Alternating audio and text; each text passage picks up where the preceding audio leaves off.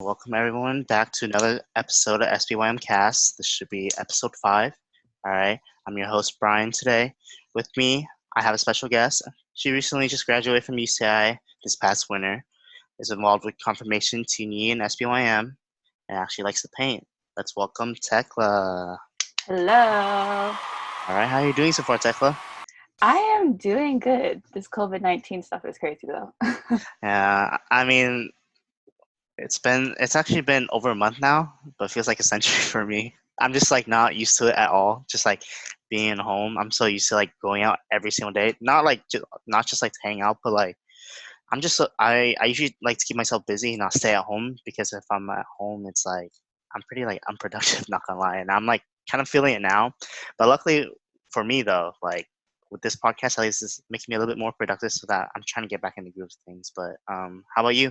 What have you been doing with being quarantined and everything?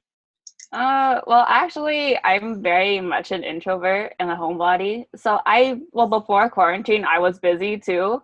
Uh, Uh, but honestly, while I know the severity of the situation is, it's intense, but like on a personal level, I don't mind being at home at all. If anything, I've been more productive than be usual. nice. Must be Yeah. nice.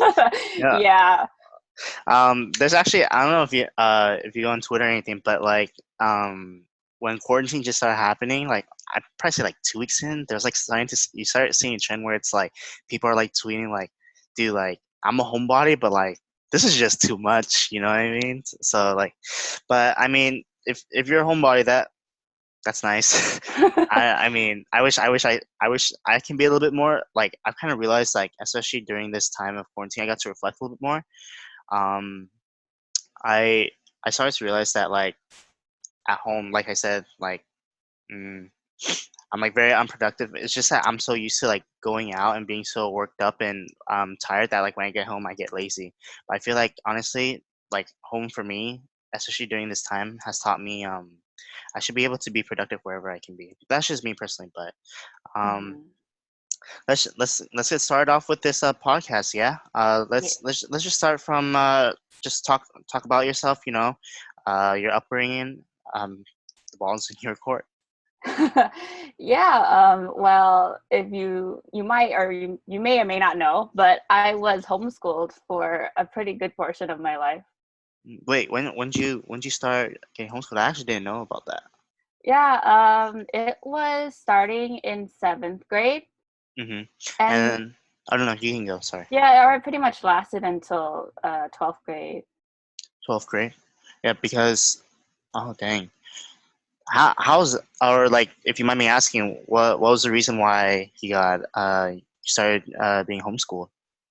Yeah, so before 7th grade, my life was pretty normal, right? I Mm-hmm. was, good. I had good grades, a lot of friends, whatever. The typical, I guess a typical life a kid would have here. And I had it pretty good, I feel. Mm-hmm. But it was the summer of 6th grade. I started getting, it was just these headaches like daily. So I would just have this daily pain in my head. It was just like this dull pain, right? And I was home all the time. I didn't really know what was up. I personally thought it was just like a really long fever or something because that's just what it felt like, or like the pain that happened was similar to what you would get with like a fever headache Mm-hmm.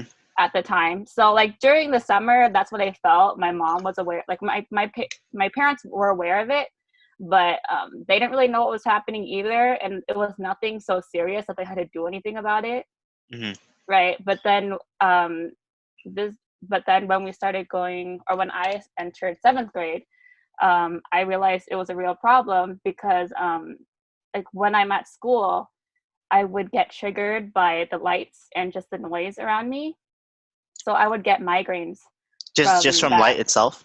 Yeah. So like, yeah, like even now, if you see me around, I'm always wearing sunglasses, and that's why. Yeah. And Ah. then noise, just any noise, if it's too loud, I can't take it. Like I get triggered, like I get this really sharp pain. It's pretty bad.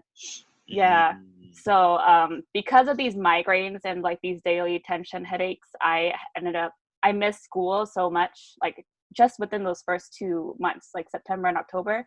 Hmm. And by the end of the October, like the office called us and they're like, hey, this isn't going to work out. Like she's either got to go to school or she's got to be homeschooled, and we'll send teachers over to teach her while she's at home. And yeah, we ended up deciding that I had to be homeschooled because I wasn't stable enough to go to school on a regular basis.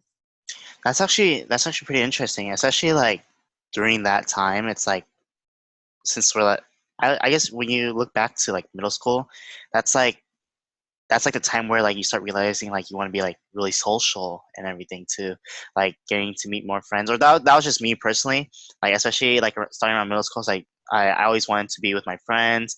That was like the time where like you start being, puberty starts hitting you. You start being a bit more rebellious, um, with your conditions and everything. That obviously made you have to stay home every day basically at that point, right? Yep.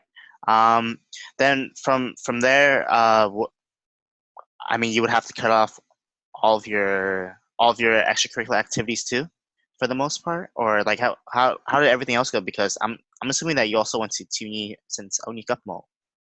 Yeah, so I have been in CUNY all my life, right? Hmm. I also went to Yale Lee, Hmm. and but this time it was yeah, seventh grade. I was still going when I could, but because of like the migraine situation, it was the first time for me dealing with this pain. I really didn't know how to handle it.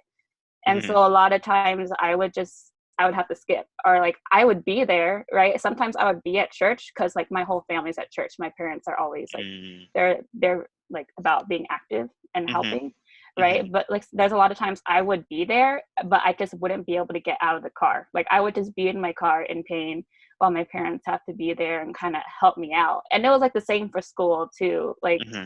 I was homeschooled, so like the office, or we would schedule with certain teachers to come to my house at a certain time and day and time in the week to come teach me. But a lot of times I just felt like I couldn't handle, like my mom would have to call the teachers and say, I'm sorry, she can't do like she can't have a class session with you today. Like so like we would have to cancel with the teachers, and that went on for a bit. Yeah. Honestly, like I can't imagine like the physical pain that you endure because of these migraines. Because what was it, like the fact that like you're pretty sensitive to like light and Hmm. just sound in general. That's just I think that's pretty like essential for like most part of people's lives, because it's just sun. It's just a little bit of sun and it can just affect you, or just Yeah. like like music just slightly a little bit too loud, or like people talking too loud, or just too many people around you. um Hmm. like, so I can't imagine how that felt for you. But I think one of the bigger questions that I'm interested in is, how about mentally? Like, how did you feel on the inside? Because it's not only was it physically like hurting you, I'm pretty sure it was hurting you mentally too, especially at that age, like as a seventh grader. Definitely, because that's like transitioning to middle school. Hmm. So definitely during this time, it's like you said before, being social is such a big part of like who you are at that age. Yeah. I was always a quiet person, but I had friends. I had a good amount of friends. Hmm. Um, During that time, or during seventh grade, yeah, they would text me, right? So they tried to Hmm. keep in touch with me, and I really appreciated that. But part of the problem I was having is that like I'm the kind of person, or I think of myself as like an independent person, right? Hmm. So I felt the need at that time. I was dealing with these problems, like, and yeah, I felt like I couldn't tell them about it. I couldn't talk to anyone else about it because I felt Mm. like I had to deal with this on my own. Like I had to overcome my own problems by myself. Uh, So because of that, even though I had people who like reach out to me, who stayed in touch with me, I pretty much isolated myself at that point. did Yeah. you did you feel like, I mean, I'm assuming, but like, did you feel lonely, or like, did even though you like isolated yourself from everyone, like, were you okay with it? What else was going in your mind at that time? Were you like mad, sad, Mm, I was a bit sad, yeah, because my life was pretty normal before then, and it was a big change to have to go through, Mm-hmm. right? At that point, like with God, a lot of people, but if it comes to that point when they suddenly get a disease, they get mad at God. They like ask like, That's why did you do that's this me, to me? 100%. Like, Yeah. especially for me, it's like I have a pretty, especially at that age, I would have had such a bad angerment issues, and like I would get so mad so easily that like if I was in your situation, I'd honestly be like so pissed I wouldn't even talk to anyone. But like not even like sad, like I like actually like pissed. Like I wouldn't even say a word, be pissed about everything. I'd probably be mad at God at the moment, which I mean, with what about your relationship with God at that moment? Because me personally, like I said, I would personally feel mad at him. It's like, why would you do this to me? I was just living like perfectly fine, everything was going perfectly normal, and out of nowhere you just let this happen to me.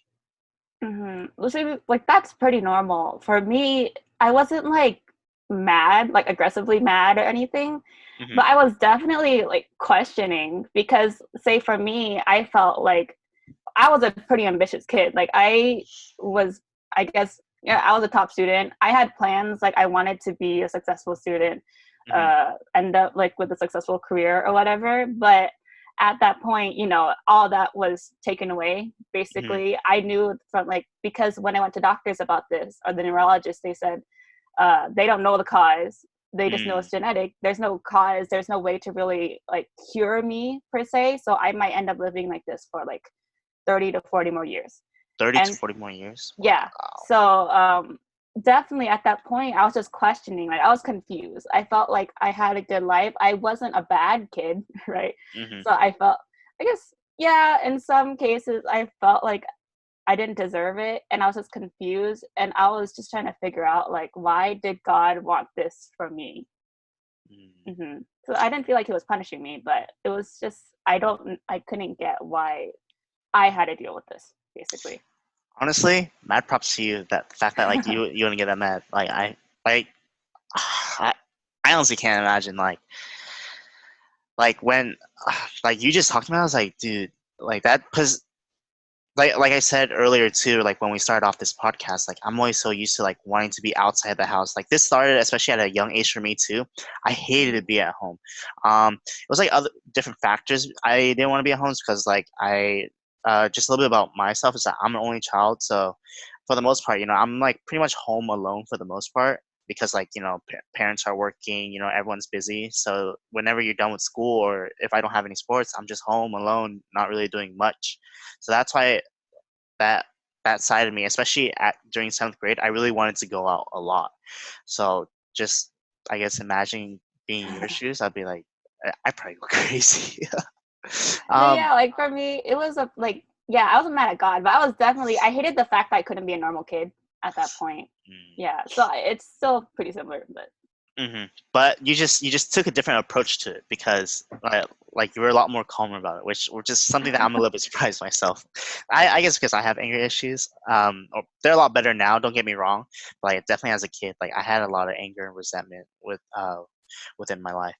Let's just kind of fast forward a little bit. How I mean, seventh grade, obviously that happened, and then eighth grade year, I'm assuming the same things happen. Like the migraines were just as bad. Like how are your conditions moving forward after seventh grade? Mhm. Well, like during that first year, I kind of somewhat got used to it because this was a daily pain, right? Hmm. I still had it, but I just had to manage it. I mean, like during that first year, like I told you, there were a lot of times where I had to call in sick, and it was like very frequent.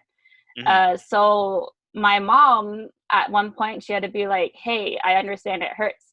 Like, yeah, I understand your pain. I know it's difficult for you, but you have to try to, I guess, move on with life. Yeah, you have to live with it, but you got to figure out how to be like a functional human, Hmm. right?" So because of that, I had, at towards the end of the seventh grade year, I tried really hard to, to get used to it, to just go through with as normal like of activities I could go through. And then eighth grade, I ended up going back to school, actually. Oh, you went back Um, to school? yeah, I For went how long back to though? school.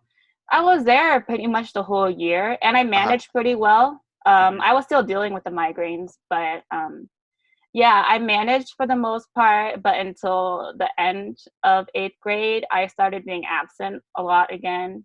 And at that point, it didn't matter as much because it was the end of the year, right? So Yeah, the it's the end of the office year. wasn't having any problems with it. But at that point, I kind of knew that, I was trying to go back to normal life, but like it was going to be hard. Like I managed that 8th grade year, but after that, it would be really difficult. So yeah, like ninth grade, I was still in normal. Like I was in public school, but then Mm-hmm. after a semester, I had to start homeschooling again, basically. I see. So, did you had a feeling once your 8th grade year was done that like you had a feeling that like you couldn't go on with high school, or like or were you still hopeful, or were you still determined to like get through it every single day and like live that normal high school life? How are you thinking coming to ninth grade? Because obviously you said that you tried it out, but then after semester you said that like you just couldn't do it anymore. Yeah, like I mean, because of the fact that I couldn't go to school often towards the end of 8th grade, I kind Hmm. of knew, like I knew that it was going to be difficult. I had a feeling I wouldn't be able to handle going to public to school for the Hmm. next several years. But I was hopeful, and I just desperately wanted to be normal, basically live a normal life, basically as normal as I can with my conditions. So Hmm. that's why I tried.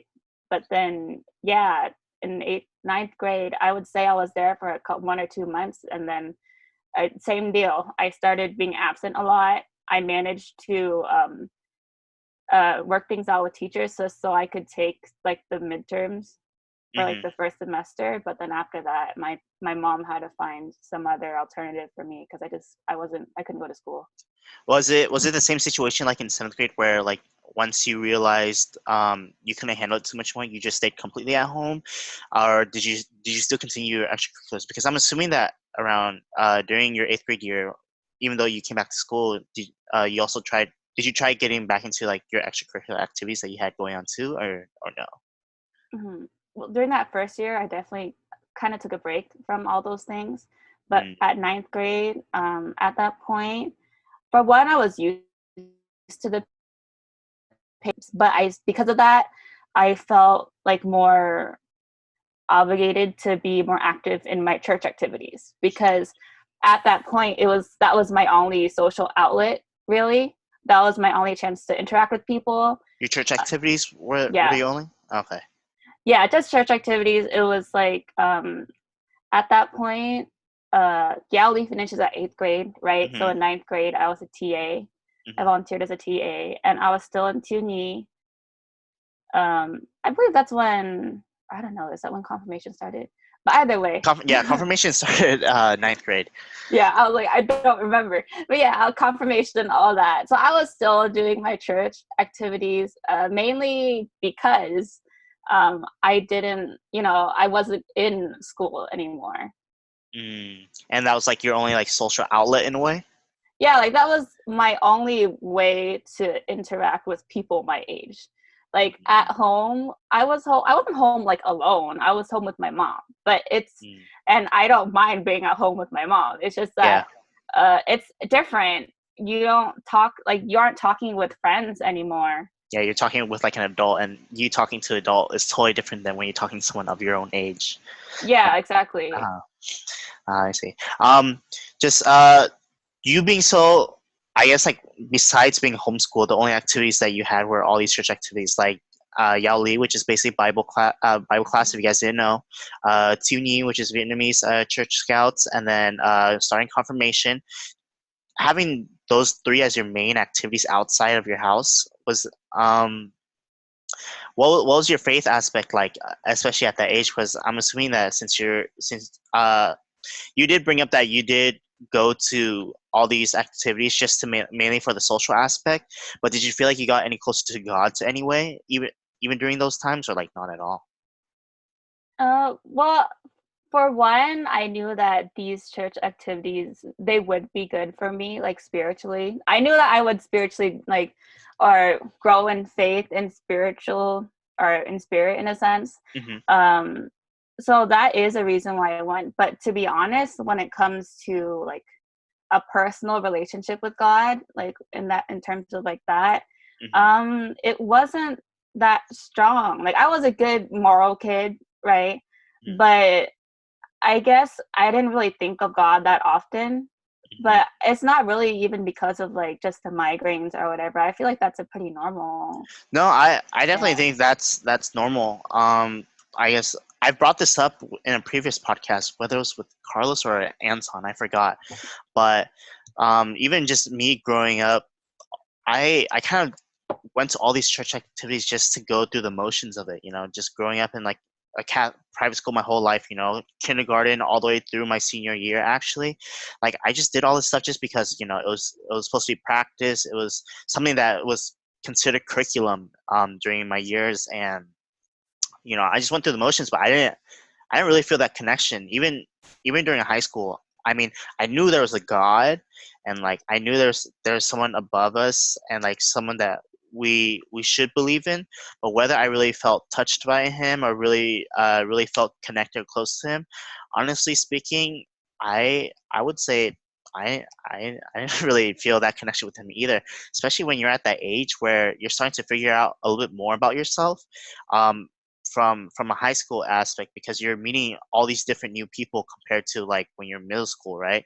Because middle school you know these group of people, but then once you go to high school you might know those group of people, but you're going to know so many more people because other middle schoolers are going to that same school, and that opens your eyes to meeting different people. And that sometimes, I'm not saying like it's a bad thing, but you definitely start seeing a little bit more of yourself and who you want to be. And sometimes the choices that you pick, especially at that age, aren't going to be like the best moral choices either. So that's why sometimes you can't feel that connection with God. um mo- moving moving on from just like that faith aspect though, uh how was how was being homeschooled like during your high school years? Because I'm assuming it'd be a little bit different from when you were homeschooled in seventh grade. Yeah, so like in seventh grade, I had teachers come to me, but during high school, my mom had to find some different program, basically. So what happened was that she found a program where it was like they just send home the curriculum, and I Hmm. do like the assignments and the tests, and I send it in, and that's how I get the grades from there. Uh-huh. Hmm. Oh, oh, wait, you said different program, right? So it's not from Yeah, the same school. So, no. so once you graduated, once you hit that point, is it like more like a high school diploma, like a GED? What is it more considered as? Yeah, it was a high school diploma, but the problem I had was that the classes weren't like credited in the same way as typical public schools. Uh, can you give me an Yeah. example of that? Like, if you have one. Uh well, this would be kind of going into like college applications. Uh, So I think for other people or like for normal students, you can just input like the classes you had or the transcript. It's like pretty straightforward. mhm. But for me, yeah, it just wasn't that easy. Like I had a list of classes, but schools kind of didn't take them. I don't know if that Oh, makes schools sense. didn't take all the classes that you took, even though you took Yeah. them. Yeah, so it was like supposedly accredited, but Uh-huh. I just had to go it was like I had a bit more of a roundabout process when it Uh, came to like them accepting those classes. did you have anyone to help you with those college apps or anything during that time? I didn't, and that was definitely a stressful time, right? Because like ninth grade, 10th grade, at that point, I got used to it. Being homeschooled was pretty normal, and I Mm-hmm. was doing church stuff as usual. But Mm-hmm. 11th and 12th grade, I got more stressed out, right, because of the idea of college. For one, I was worried about, I was homeschooled in high school. Mm-hmm. Even if I get into college, will I be able to get through it? So that was Mm-hmm. one thing, right? Mm-hmm. But the second thing is that going through the college application process is stressful enough for anybody, really. Mm-hmm. But I had the issue of like really doing it by myself because I think that when you're in school, you have like counselors and like there are teachers and people there to kind of help guide you, Mm-hmm. right, on how to do things. But for me, I had a counselor, but I rarely like talked to him, like just by the nature of how that homeschooling program worked. Mm-hmm. My parents, How come you didn't try to reach out to other people just in general though, like for help, even though like you knew, like I guess like from my perspective, like you kind of already knew that you're already at a slight disadvantage for whatever factors they may be, but like you could have still, I mean it's already over, but like you could have still asked and reached out for help, no? Yeah. So that's the thing.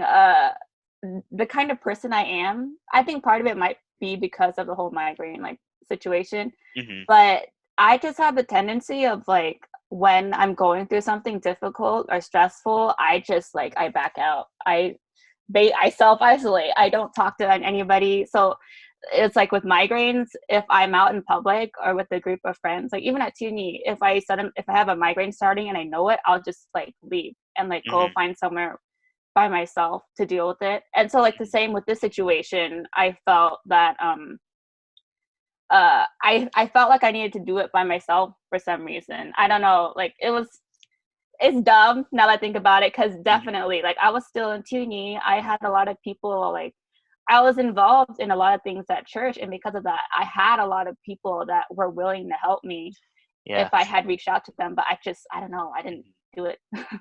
Not only that, they for at least our church, at least for Tuni, they did try to help us a lot too, which is why I kind of got a little bit surprised that you didn't really reach out for help. But it makes sense, you know. Everyone has their own reasons, and I think that totally makes sense. The fact that you have that tendency of like when you feel like you have a lot on your plate, you just feel like you just want to work on yourself, and you just want to work on your own because it's not anyone else's problem but yourself in a way, right? Is that kind of Yeah, where you're going at? exactly. Like Uh-huh. I'm the kind of person like I feel like I shouldn't burden other people with my problems. So Mm, like I just have that very strong like feeling that I need to deal with my own problems by myself, which is not exactly a healthy way of thinking about it, right? mhm. I Yeah. mean, I feel like it's good to a degree, but like you shouldn't just fully isolate yourself away just from everyone from asking for your help. It's good that you realize that um, you're the only one that can kind of fix your own problems. But if it's to the point where you're not asking for help when you're struggling, I think that's where like you should definitely ask for help because people are always willing to help. And if they're not willing to help, that just shows the reality that they don't really care about you. You know what I mean? So it definitely for those viewers out there, like uh, if you ever feel in a way that like you feel like no one can really help you out, um, I mean, if if you feel if you feel that way, like I, probably think about it again because there's definitely people who do care about you for the most part, and there's people that are always willing to help you no matter how good or how bad your situation is. And if just the reality of how I think of it is, if they're not willing to help you out, then are they really do they really care about you? Are they really your friend? Stuff like that. But I mean, I mean, kind of. I mean, yeah. I mean, No, fast. yeah. No, like that's why now I tell my students that all the time, like in confirmation or like the younger ones in youth ministry, like because I know how difficult what it was to do things by myself back then, and like I really didn't have to be that way. Like yes, I am like you should be an independent person. You should try to take care of your own things, but when it comes down to it, if there's something you need help with, there's plenty of people out there who are willing to help you. It's not like you're not completely alone, basically. I tell my students that all the time now because I know. I mean that balance in life is just key in general. Like you just can never have too much of something or like a certain trait because that might screw you over too. As long as you have a good balance in everything in your life, which I'm starting to realize now actually, if you're starting to have more balance in your life, like you'll definitely be going on like the right track of where you want to be. That's just how I feel personally. But I Mhm. mean, after I mean, even though you struggled, I mean, we as I said earlier, you just graduated from UCI this past winter. Woo woo! Yay. But I mean, we're for we're sorry. It's What fine. did, what major did you go to UCI for? Yeah, I got into UCI for education. Hmm. I was an education sciences major. Yeah. So I'm assuming you kind of wanted to go more into teaching, just just I mean No, yeah. So during this time, or during the time where I was applying to Uh-huh. colleges, I didn't have an exact idea of what I wanted to do. Part of me Hmm. was interested in psychology. So, like, for all the other colleges I applied as a psychology major. Mm. But then for UCI, I ended up doing education because, like, at church, I was teaching. Like, Hmm. I was like during my entire high school career, basically, I was a Yali TA, right, for Hmm. the Vietnamese catechism class, and Hmm. then I did confirmation. And once I was done with confirmation, I was a confirmation TA too. Hmm. And like from being in the classrooms basically for 4 years during that time and having the role of like a teacher, a TA, I felt that I had a gift for that. My mom felt I had a gift for that, so she said, "Hey, for UCI, maybe like try education." How come you didn't apply for education for all the other schools though? Like, why Oh, only? well, the other ones actually they don't have an education major. That's the thing. Yeah. Oh, okay. hmm So besides UCI, where else did you apply and get into? Uh, I applied to UCs. I tried for Cal States, but it was like what I was telling you before about like the whole roundabout issue with my classes. It was Hmm. complicated, so I just applied to UCs. I don't remember. I applied to a lot of them. I got into Hmm. UC Davis. I got into Riverside, Hmm. but then when I got into Irvine, it was definitely the number one choice for me. Like during that time. Yeah. I see, and it makes sense because they have the major that you wanted to, and you always want to get hmm into the school that has your major. Yeah. So I mean that's always good to hear.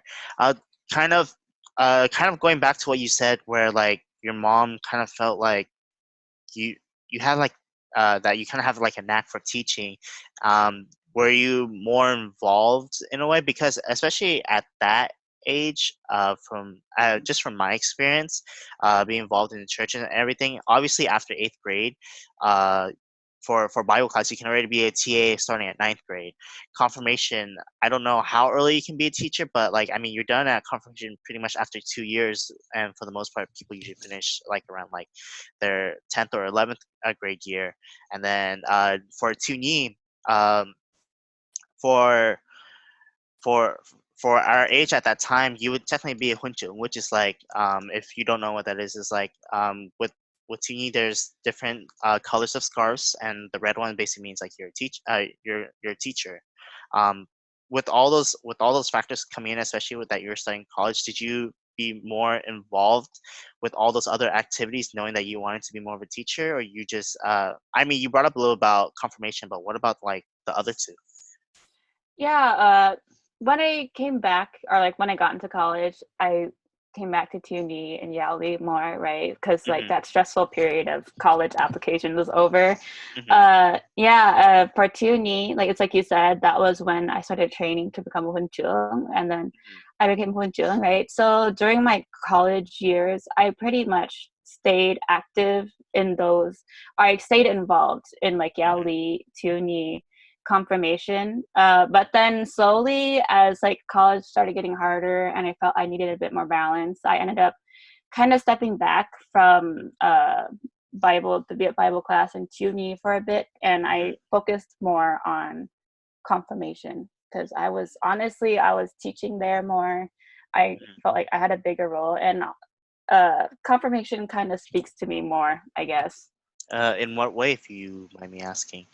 Yeah, so for confirmation, I felt that I had the opportunity to, I guess, have a more of a personal connection with my students, right? So each Hmm. class is pretty small compared to what it's like in CUNY and Yali, and also I saw more of the impact I had, especially when I helped out at the 3 day retreats, or all the retreats actually. I saw whether I was a leader, right, with the teams, with each group, or if I was just working TLC in the background, I liked seeing how the students would grow just within that day or that weekend, and that really spoke to me, and that's why I kind of felt more called to be with confirmation. I totally get what you mean about like the retreat side.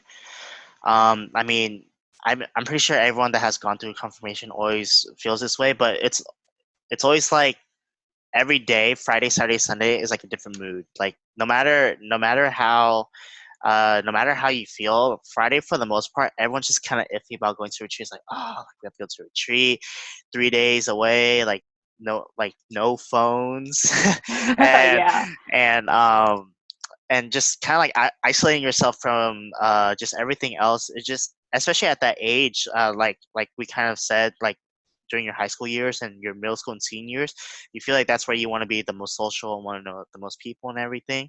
But just being forced to go to those retreats, like especially for me, I was like, dude, like this is just whatever. It's like I mean, I don't really care. It's like I just had to do it just just to even pass confirmation because, I mean, realistically speaking, who actually really wants to go to confirmation as like a teen? It's just kind of like I said, like a practice, something that like you are supposed to choose on your own, like you're willingly supposed to choose on your own, but the reality is that parents also have a factor in it too.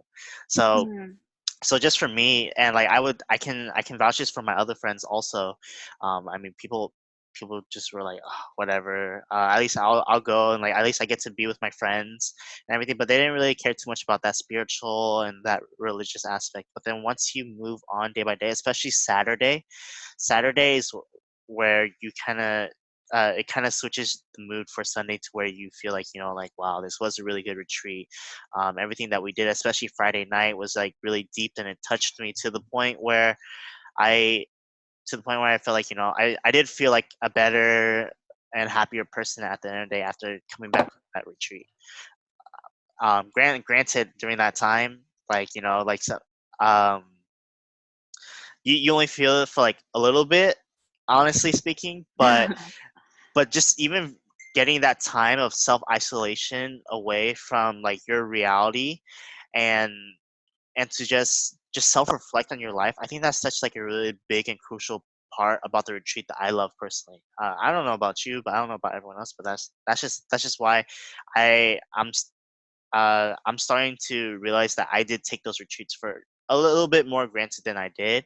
But nonetheless, like I totally get those retreats. Like they seem boring and whatever at first, but then once you get closer to everyone, really understand everyone, get closer to everyone, uh, that whole group in a spiritual level, like that just brings the retreat to like a whole nother level. How was college for you? Besides, after getting accepted into UCI for education, doing what you wanted to do at that moment, how was your experience like throughout your whole 4 years? Well, because I was transitioning from homeschooling, which is like a totally different atmosphere. It was definitely difficult in my first year. Or Hmm. not, it was just difficult to adjust to. So during my first year, I didn't do so bad. I got a lot of like, A's, B pluses, whatever. Hmm. And I took it slow, like just like three classes at a time versus the typical four, right? And at that point, was not involved in school at all. Slowly after that, as the upcoming years, like during the next few years, I took more classes. I ended up doing. I was pretty good in school. I was more involved in school, but then third year is kind of when things started getting worse again. With Um, what? uh, for what, or actually, no, yeah, the main thing was that, I wasn't able to handle my headaches as well anymore. Before I managed, right? Mm-hmm. But the reality was that I was getting worse, mainly because uh, the only time I went to doctors to try to figure this thing out was during that first year in seventh grade. But I went to several doctors, really nothing worked. They didn't give me any medicine that really helped me at all, so I just gave up. So And so, you only went to the doctors only your seventh grade year, and after that you just gave up. yeah, because I went through a lot of doctors and they tried different treatments and they all, like, it was like based on what the past person did, right? My first neurologist was pretty great, actually. He was really dedicated to helping me out. Hmm. But we tried so many different medications, so many treatments. I was in the hospital at one point to get this IV treatment because I was like that was the last thing he wanted, but that was the Wow. only thing that helped actually. But yeah, it was only a Oh. weekend and it helped for a while. But after that, it went back to the same old, same old. Uh, Kind of going back to, I guess, your migraines and everything. Is it really one of those like uncommon or like rare ones then that like that's why they don't have a treatment for it, or like what's the whole yeah. situation about that in terms of like the medical aspect and point? Yeah, typically when people have migraines, it's like maybe once or twice a week or once or twice a month. Mm-hmm. But for me, what I was dealing with is that I have this pain in my head like daily, 24/7. And like back then, when I was first diagnosed, the neurologist diagnosed it as severe intractable migraines. It just meant like it's difficult to deal with, Mm-hmm. basically. Mm-hmm. Now now I'm back at another neurologist, and I know now I have daily tension headaches. So I have this daily just dull pain in my head. I have a lot of Mm-hmm. brain fog, and then I also have chronic migraines that are triggered very easily, like I said before, sound and light and all that. Mm-hmm. And you only found that out after going back to doctors your junior year? Yeah, I didn't go back to doctors until junior year because, as I said, I started getting worse. It did affect school. I wasn't going to classes a lot. Mm-hmm. Luckily, I had professors that were understanding. Uh-huh. So at that point, they were understanding, and I tried not to be absent that often. I would say maybe like once or twice every 2 weeks, which is still a lot, Yeah, honestly. that's still a lot, especially like Yeah. those classes like that expect participation, especially with like the eye clickers or whatever. Uh-huh. I Dude, that's actually a Yeah. lot. But yeah, somehow I got lucky with like teachers. Well, I had classes where participation or like being present in class wasn't as important, and like Mm, the professors I had were understanding of me at that point. mm-hmm, Or I would just like, if they had like 2 or 3 free absences, and then after that, it's like you get points off or mm-hmm, whatever. But yeah, because of that, it was getting really bad. I decided at that point I have to go to the doctors to figure things out in order to like sign up for disability service accommodations at school. uh mm, that was also a pretty dark time for me. I feel that like after, like when it first started, after that first point, this was like the worst it ever got to, basically, mm. at this For point, and your it was for your migraines devastating. or like For my migraines, yes. okay, okay. Like that was the worst that my health had ever been at. Mm-hmm, And I knew part of it was because I was pushing myself with school and all my extracurriculars, but like that was what was so frustrating to me because like I said before, I guess I'm a pretty ambitious person. I have plans, I have things I want to do. mm-hmm, So like getting those migraines and like having to deal with it unexpectedly like changes all my plans, right? And so mm-hmm, for me, it was kind of this problem where I felt that like I'm working so hard, but I'm not getting to that place that I want to be. Yeah, it was a very dark place. I felt like, thinking back, like, oh, what if I didn't have these migraines? Where would I be now? mm-hmm, It was also kind of like that feeling like, uh, if I didn't have these migraines, I would be so much better. Or um, like because of my health conditions now, no matter how hard I'll try, I'll never get to that point that I could have been. I'll never be as great as a person I could have been if I didn't have these health problems. Like during that time, that's what I felt. And it mm-hmm. was very difficult to deal with. It was definitely like kind of a dark moment. Like now I think about it, it's a pretty negative thought that was going on in my head. I Right. see. But I mean, looking at yourself now and seeing where you're at now, I'm assuming that you got over that hurdle, correct? Of like that negative thinking and everything. Yeah. I had to come to a point where I just realize that I do, despite all my flaws that I have with these Mm-hmm, migraines, how that's affected me negatively. mm-hmm, I realized that I do still have capabilities, right? Like at church, mm-hmm, I know that I have. Uh, I don't want to like. I guess I am considered a leader at some point in some mm-hmm, places, right? mm-hmm, I know that I have skills, so, mm-hmm. and that is all through God, really. At that point, I realized that even in those dark moments where I'm like the most vulnerable, like the pain is like so hard I can't take it. Really, all I can do at that point is just to pray to God and ask him to help me. Because I guess before that, like I said, I'm pretty ambitious. I like planning my own things. And so because of that, I never really took God into account, I guess. Mm-hmm. Like, it's very easy to say you love God or you trust God, but when it comes to like your own life, you don't think so much about the fact that God does have plans for you. Mm-hmm. Yeah, and so that was before that, I guess I had a hard time dealing with that, or like having that balance and knowing that, And, yeah, things aren't going as planned, but God has something for you, you know?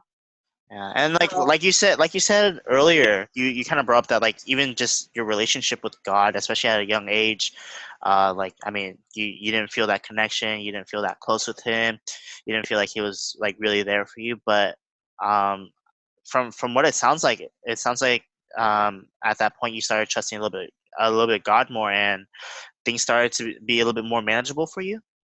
yeah, like I learned at that point that I really had to rely on God, especially like when things don't go the way I expect, Mm-hmm. right? So, with that sense, I do feel that because I finally accepted that fact, I guess, that I really Uh-huh. have to trust in God and rely on God, like He has something for me, that made me a bit more open, I guess. Even though before I never rejected God, it just I realized that I didn't like connect, or I didn't rely on God as much as I should have. Mm-hmm. So once I realized that fact, I'm like, okay, yeah, things might not be going my way, but I just have to accept it and let God like take the wheel, I guess. And so part of that like stress was relieved, I guess, and I did end up getting better. Um, And just fast forward, and you just yeah, graduated this past year, so major congratulations for you again. thank I you. mean, wow, like just college college itself is already hard, especially if you're going to like a UC program.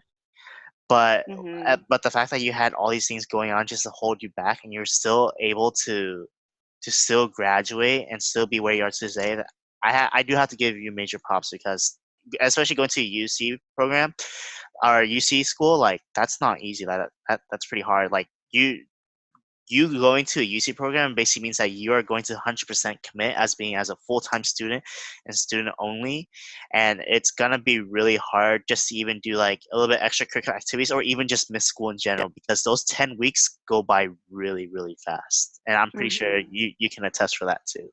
Yeah. Wow. So where are you now at this point? Now that you just graduated this past winter, I mean, it's been a few months. Obviously, COVID happened, so like you stayed home Hmm. a little bit. But where are you in your life now? Yeah, so right now I am currently in the process of applying to grad schools. Uh huh. I want to get into speech language pathology. Right. So not just like as a teacher anymore. I'm assuming because of like all the migraines and everything. Yeah, definitely. After like teaching in like with the Alien confirmation for a couple years, I realized like, yeah, I can handle teaching like for 1.5 hours Uh a huh. day during a weekend. Uh But huh. just with the nature of my migraines, I Hmm. couldn't go to school as a student because I was triggered by like sound and light. So I Yeah. figured like I don't think I'm going to be I can't handle being a full-time teacher if those things like being in a noisy classroom full of kids is going to trigger me, you know? Yeah, and the fact that it's not only just like a full like about 8 hours, not only that, but it's like 5 days a week. Yeah. That would for sure be a pain for you. Hmm. But what made you pick speech pathology specifically? I've been seeing honestly a trend with the people around me that are trying to get into a little bit more teaching. They're trying to get a little bit more into speech pathology. So I just want to see why you chose that. Yeah. During college, I took a lot of classes that kind of had to do with language development and just like normal development, right, in children. Uh, Psychology, like educational psychology and children's development was like my interest. Hmm. And because of that, I took those kind of classes. I got more to language development, right? And then I eventually learned about speech language pathology. During that time, I had been doing field work too, like because it's required for the education major. Hmm. So my field work was helping kids, like first grade, second grade kids, help them learn how to read. So I already like that aspect of helping them with literacy, right? And then so when I learned about speech pathology, I was interested. I joined a research lab at school that looks at speech disorders or speech development in bilingual kids. Mm-hmm. And that was definitely like, I love learning about like bilingualism, and so that was like my thing. That was like perfect for what I was interested in. Mm-hmm. Yeah, so with that I decided, yeah, I want to do speech language pathology. So right now I'm taking classes that are required to apply for grad school. yeah, because I don't have the major, right, that Mm-hmm. they're expecting. I'm taking those classes. I'm also studying for the GRE, another standardized test. Yay. Mm. Yeah, so that's what I'm doing right now. That's why I've been productive, because I kind of have to right Uh-huh. now during this time. Yeah. But even after graduating and like before COVID, you did you still now that you had more free time because of like school's not really in your mind as much anymore, did you help out any more in any other organizations or activity, do anything else with your time besides thinking about getting to speech pathology and all that stuff? So during like that last year of school, I was still in confirmation, right? Before I was a Hmm. TA, but this year I actually became I became main teacher for the first time. For the first Yeah, time? Oh yeah, wow. yeah. How did that happen? Do they ask you or do you apply for it? How does that usually go? Like in terms of Sister, being teacher? yeah, sister just asked me, because before I had been like TA for my mom or Mhm. for other teachers, right? But at that point, sister asked if I want to become a main teacher, and I said sure. And then yeah, I also have Michael helping me. So I'm mainly teaching with confirmation, or before COVID, right? Mhm. I was mainly teaching with confirmation. I also helped out with the Yao Li and Tuni when as needed, basically. Mhm. I I'm very part time, but when they ask me to help with like retreats or camps or whatever, I'm there to help, Mhm. right? And I also at that point I came back and I joined the core team at SBYM. I see. The you from what I've heard before, like you were like one of the first people to be in SBYM. So what do you mean by like you just joined the core team in a way? Like how did you get started into SBYM? So when I think when I was in confirmation too, that was when Sister Grace came, and Sister Grace and Chris, the old youth minister, recreated or restarted SBYM, Hmm. Shout right? out to Chris, by the way. If you ever watch Yeah. this, shout out to Chris. Miss you, Hi, bro. Chris. We miss you.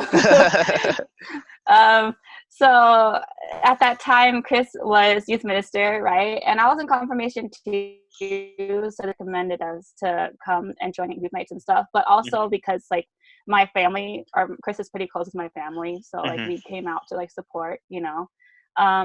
So I participated in SBRM things like during confirmation too. After that too, for 1 or 2 years, and then I think right at the point that I was starting college, actually, Chris asked me if I wanted to join the core team.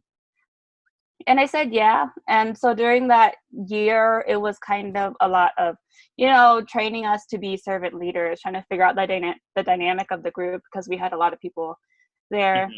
Hmm. Um, What was uh, the dynamic like back then, like in terms of SBYM? we had a lot of, so we had some younger people that just were confirmed. Hmm. Then there was like people like me, and Carlos was there too, Hmm. right? And then there was older people, some people who had been involved with SBOEM from like the beginning, like when Chris had started it like 2 or 3 years ago.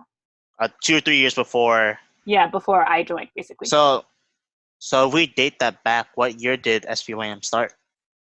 Ooh. I want to say 2016, 2016? I think. I don't remember exactly, but Okay, okay, yeah.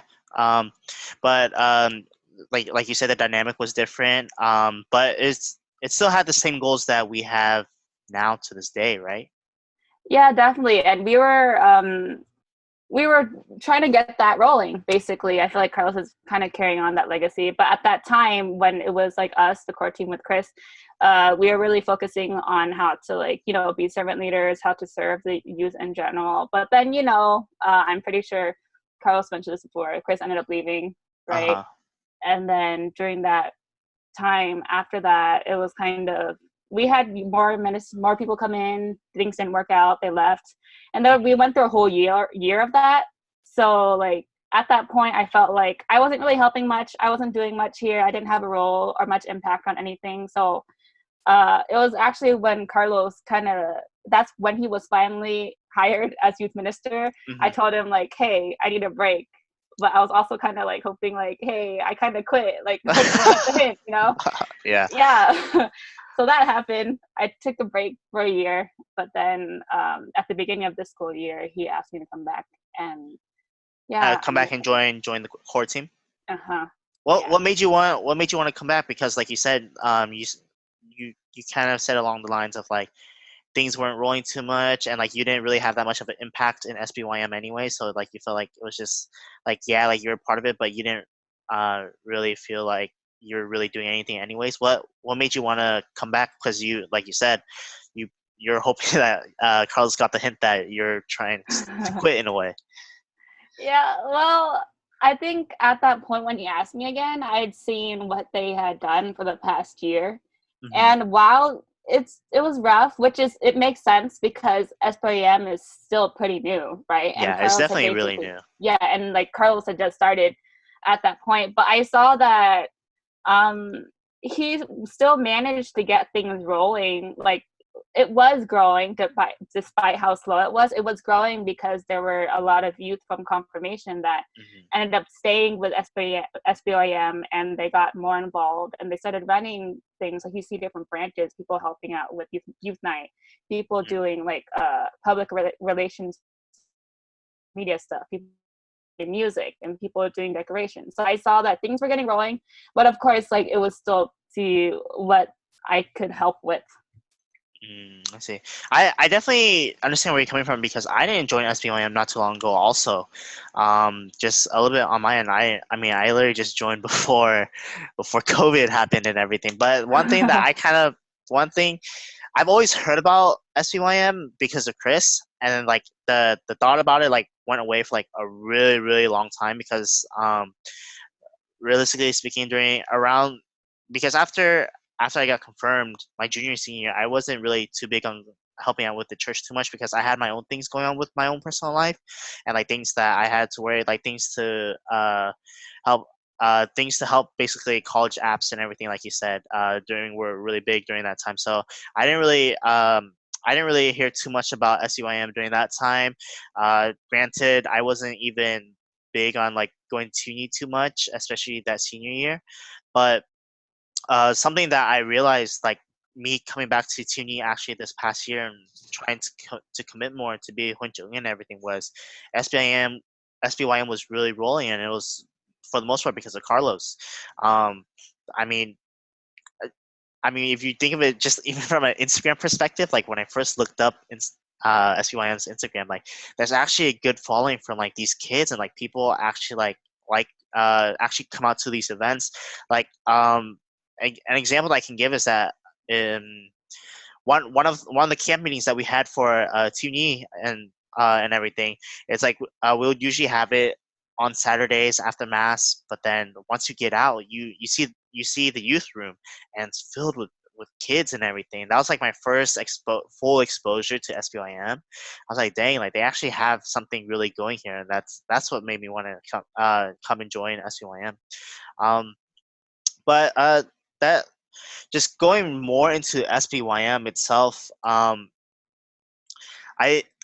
personally feel like now just kind of obviously I joined SBYM at like a pretty bad time because of COVID and quarantine.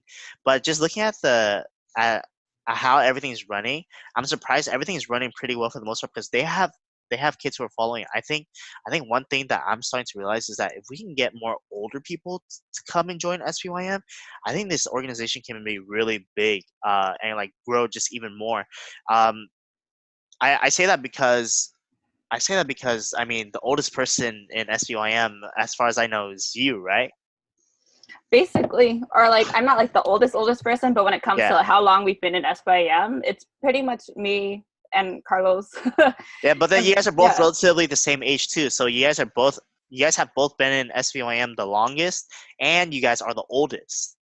See, and Yeah. you guys are only 22, and Hmm. that's the one part that really kind of blew my mind a little bit. That I was like, wow, like they're they're able to get this going with with the demographics of us or them as a group being like a really young group.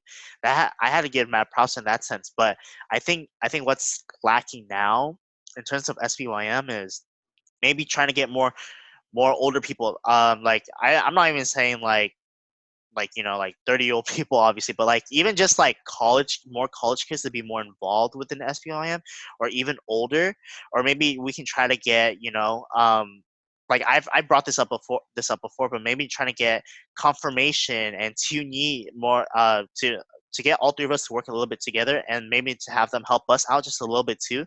That honestly will help grow not only just this organization but this community, in my opinion, just because confirmation obviously has been there for so long, and there's obviously like more older people there that have experience with more of the faith and religious aspect that SPIM is aiming for. But then there's also that organization and structure, and obviously Tuni has their religious sides too. But then I think SPIM can gain a lot more just by understanding more like the structure of Tuni also. Yeah, like I agree. Part of the reason why I did agree to come back was I felt that because SBYM at that point was run by Carlos and a bunch of newly confirmed. Uh-huh. So that was, while it was doing pretty well, I felt like, hey, they do need someone with a bit more experience to help guide them. And while I'm Uh-huh. not the best person because I'm not that old either, Uh-huh. but I was like one of the people who was there with Chris during the first couple of years. So I felt like I could give some input, and like Carlos wanted that input, right? So Uh-huh. that's why I came back and joined. But I do feel that um, like we would all benefit, I think, that if all the different ministries at our church could kind of join together, not join together, but like kind of work But with each just work other. work hand in hand with each other, and like Yeah. not only like for example, like not only are you involved with Tuni, but maybe you can help out. Like it's already happening between Tuni and confirmation, kind of where like some of the teachers from confirmation are also are involved in Tuni, but maybe we can get some of the confirmation people and Tuni people to kind of join in with us and help build that core team too, and that honestly will help build like a greater path for it. Just not only our, like I said, not only our organization, but us being closer as a community together too. Yeah, like it would not, it would be like, it would help our ministries. Yes, it would help confirmation and all that. But it's also like, it would, with us being closer, like having a bit, like a closer bond, I guess, and working together more closely, it would just help all the youth in our parish in general, Yeah, right? I totally agree. Um, let's kind of wrap things up now. But I mean, first thing I gotta say is thank you so much for joining the podcast. Thank you. I mean, in my head when I was trying to pick the next guest, I was like, gosh, like who I should probably try to diversify just a little bit. We were choosing like a little bit older people. By the time you're watching this, we would have had Carlos, we would have had Anton, we would have had John, I'm John or John, and then we would also have Kevin too. And so Hmm. these are all like besides Carlos, these are all older people. So in my mind, I was just trying to find someone just that's just younger, and someone that and the first thing that I thought was like, why not why not have our viewers and those that are in SBM just get to know a little bit more of our core team and just our team in general, just so because for the most part, besides retreats, you won't get to know like everyone unless you're like really close with them. So I thought for one of the ideas I had for the podcast was just really get to know everyone as a whole, and so that we can all feel like we're generally closer to everyone. And um, things that you're openly and willing to share, I think that everyone can just gain knowledge from it from the get go. So thank you so much again, Thecla. Um, thank you again. Um, hopefully within not only did I want to bring you on just because of you're involved in SPM, but definitely when I was talking to you a little bit and some things that I realized like I realized the some of the key main points that these viewers can get out of this is that everyone does really struggle with something in their life, no matter how big or how small it is, and that's just the human nature of things. And when you feel stuck, when you feel stuck and isolated, you or or when you feel stuck, you have the most people have the tendency to isolate themselves, or like try to keep things to themselves because like probably no one really cares, or like I don't want to be a burden to anyone. But I think your story definitely shows that like that you should always remember that God is always there with you no matter what. He's not going to be there physically with you, but he will be there spiritually if you let him in. And that's definitely Mhm. evident within your life story. Um, like I said one more time, this podcast really does give us a chance for our viewers to really not only know those within our community, but members in our organization also.